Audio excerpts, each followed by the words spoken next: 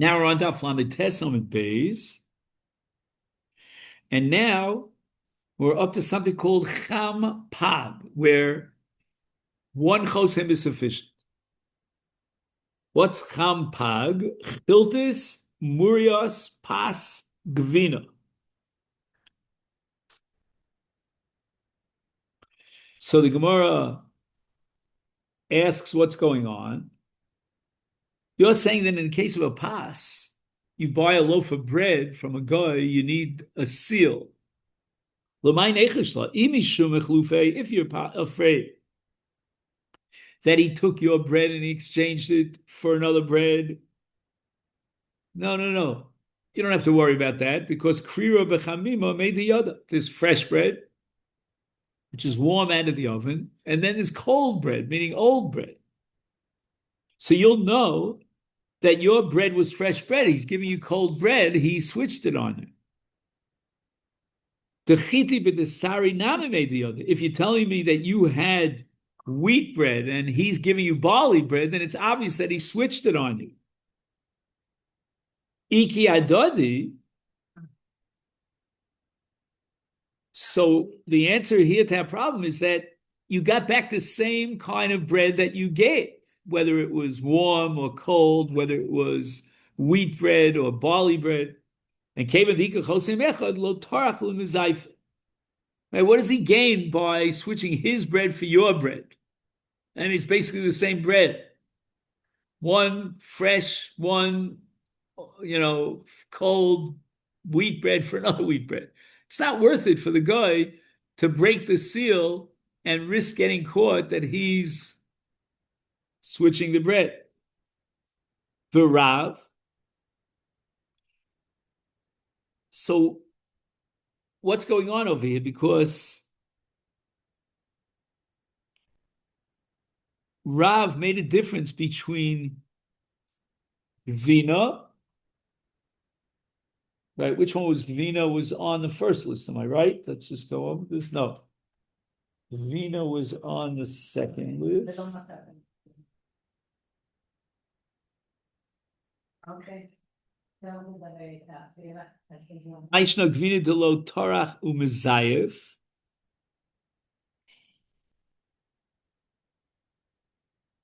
Right, so it seems like Gvina was left out of Rav's list. That requires a chosim. It's chol of nami lo torach mezayev. If it's not worth it for the idol worshiper to switch the cheese, why would he switch the milk? Omer of Kahana.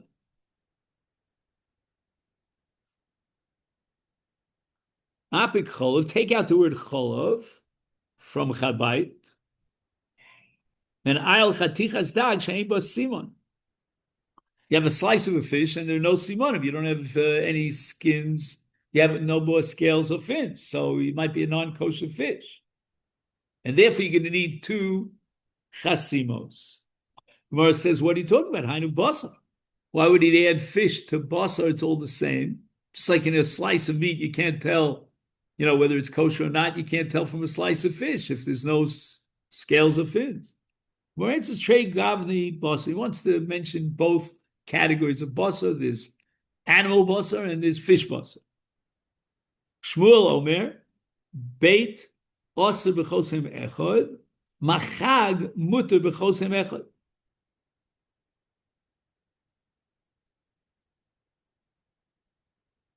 So what do we have over here? We have bait, which is basar, yayin, and tcheles. That requires 2 seals. Asur b'chosem echad. And then he has machag. What's machag? Murias, chiltis, and gvina, mutar b'chosem echad. All you need is 1 seal. So Shmuel omits 2 cases. L'shmuel chatichas dag she'ein bo siman hainu basar. He left out chatichas dag because it's the same as a slice of meat. And trey gavni basar lo amrina. He never accepted this principle that we have to mention 2 categories of meat: fish meat and animal meat.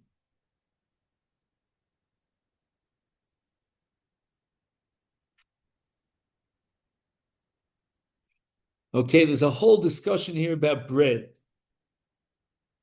Anyway, Ton Rabbana. Ein lochin yamach machag b'Surya. Okay, what is yamach and machag in Surya? Lo yayin v'lo murius v'lo chol. And what's machag? Lo melach salkunderis. We'll see what kind of salt that is. V'lo chiltis v'lo gvina.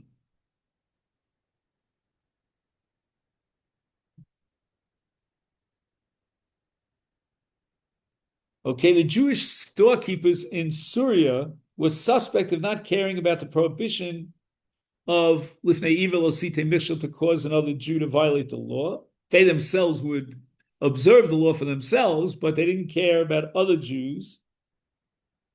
So the chashash is they'll sell something that they had bought from an idolater that's forbidden for the Jewish customer, but they'll sell it to another Jew.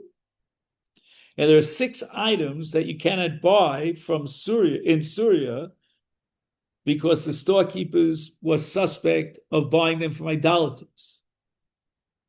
The rule of this brisa, according to many Rishonim, only applies in Syria.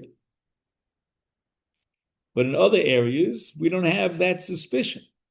But the Rambam in Hilchos Machalos Asus Perkid Aleph holds that Gemara mentions Syria as only one example of any place outside of Eretz Yisrael.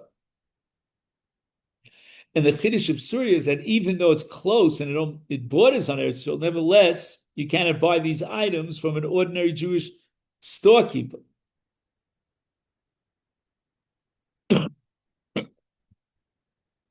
Elamina mumcha. Unless you buy it from somebody who's reliable, he's known to be trustworthy in matters of kashrus, and that's what the word mumcha means. V'kulon, and regarding all these items, im nisareach eitzel Baal Bais mutter. If he was invited to eat these things by the Baal Bais, as we said before, even in Syria, the Baal Bais would be mocked that he himself wouldn't eat it, and therefore it wasn't on the table to be offered to the guest. Misayele, Rabbi Shua ben Levi, this supports Rabbi Shua ben Levi, shiger lo Baal Bais lebeis so mutter. Right? If he sends it to the Baal Bayis as a gift to his house, it's permissible. Why? Baal Habayis lo shavek eter v'yochel isur. He himself would not allow himself to eat something that's asur. V'chi meshager le. And what is he sending him? He's sending him something from his table where he himself would eat it. Is mimai diyochel meshager le, and therefore it's certainly kosher. Melech sal kundis. What is this kind of salt? Om Rabbi Yehuda, Om Shmuel. Melech shekol sal kunderei Romi ochlenosa. All the bakers of Rome eat it. It is forbidden because they mix in the fat of non-kosher fish. They form large blocks of salt out of non-kosher fish. So I guess it looks like salt, but there's non-kosher fish that is used. We went to the Brisa. This kind of salt, if it's black, it's forbidden. If it's white, it's permissible. That's according to Rabbi Meir. Rabbi Yehuda Omer levanas, just the opposite. Shchora muteres. Rabbi Yehuda ben Geben Omer they're both prohibited. Omer Rabbi Bar Bachana Rabbi Yochanan ledivrei Omer levanas surah. According to the sheet of Rabbi Yehuda and also Rabbi Yehuda. According to Shita Rabbi Yehuda and Rabbi Yehuda ben Gamliel, is kirvei dogim levanim tmeim ovrav. But why are these white kinds of salkandrous salt prohibited? Because there's an admixture of non-kosher fish, and they add the fatty innards of white non-kosher fish. The Divya Meshchora Asura. Why does Reb Meir say that the black sultry salt is forbidden? Because kirvei dogim shcharim is not mixed in.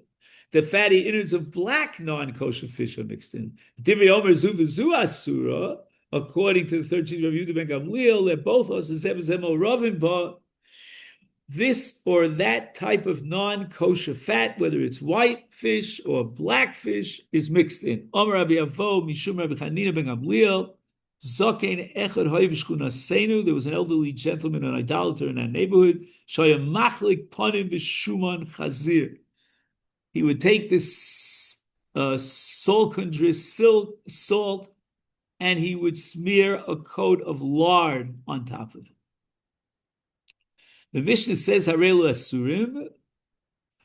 Why did it have to add those words Harei Elu Asurim? Like as if to say these are prohibited, but not other things. What's coming to exclude something? Lechizkiya, according to Chizkiya, Limu'ute Yadua. That if we know that wine was added to these foods, then you're not allowed to have any benefit from it. The Rabbi Yochanan, he argues against Kilkiya. Islam ute murias ugvinas base unyaki. Right, base unyaki we said was the place where they're constantly worshiping idols, and they would take these little sheep and slaughter them for the idols, and then they made cheese out of them. And murias is also prohibited. So this Mishnah is going according to Rabbi Meir. What are you allowed to eat? Right? If you have a Jewish fellow who's outside, but he could come in at any time while they're milking the cow, and therefore the guy is afraid of mixture of non-kosher milk.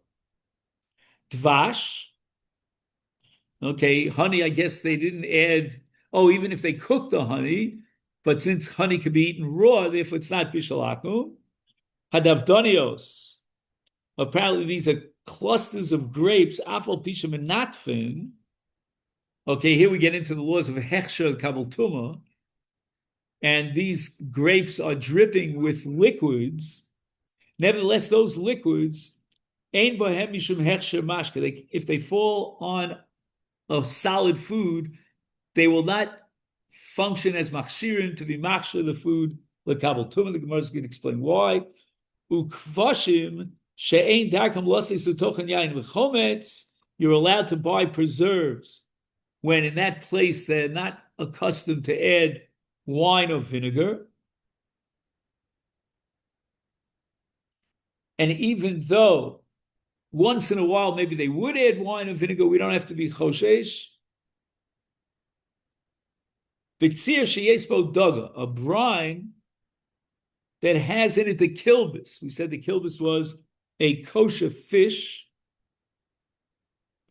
and the presence of this kosher fish in the fish brine indicates that the brine derives solely from kosher fish, because the kilbis fish does not survive in the presence of brine from a non-kosher fish.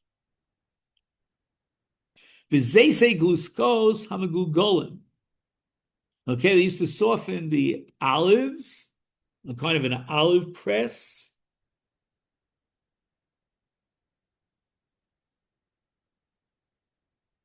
I skipped something, I'll come right back to it. And the cakes of softened olives are placed in round containers.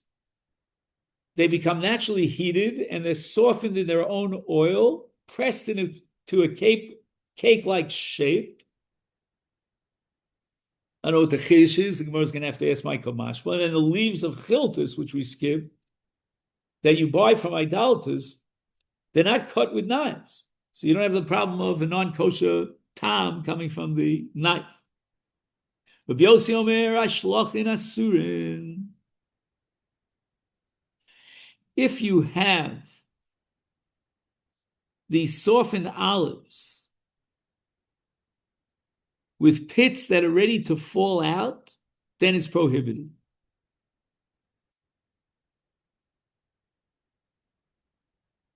So we have to see what Rabbi Yossi is saying over here.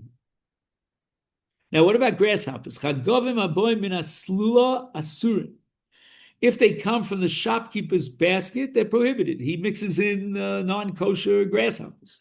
But minaheptek mutarim. If they come out of the storage area, they're permitted.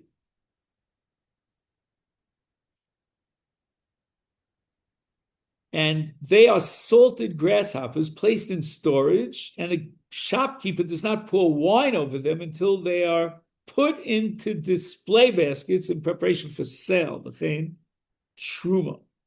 Same distinction between items kept in storage and those ready for immediate sale applied to truma, and the Gemara is going to explain what that means. Okay, then, so this is where we'll stop for today. And thank you very much. Sorry about all the confusion about the time. Not all my fault.